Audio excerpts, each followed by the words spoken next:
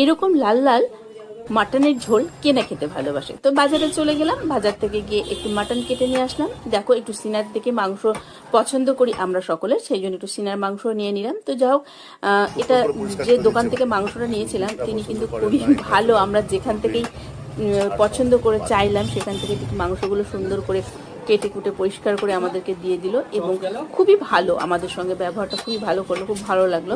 তো যাই হোক দেখো, এবার মাটনটাকে ধুয়ে নিলাম, তার মধ্যে লবণ, হলুদ, আদা রসুন বাটা আর সর্ষের তেল দিয়ে ভালো করে কিন্তু মাখিয়ে নেব, একদম মা দিদিমার মতো করে, মানে অনেকক্ষণ ধরে মাটনটাকে কিন্তু ভালো করে মাখিয়ে নিলাম।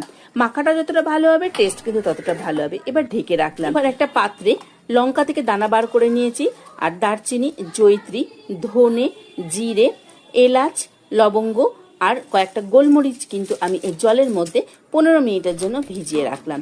তারপরে কিন্তু একটা পেস্ট করে নেবো। এদিকে কড়াই গরম হয়ে গেছে, তার মধ্যে সর্ষের তেল দিলাম, পেঁয়াজ দিয়ে নিলাম।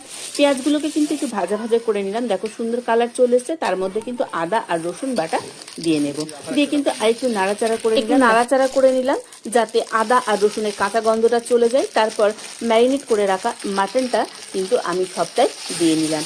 দেখো মাটনটাকে দিয়ে একটু নাড়াচাড়া করে নিলাম।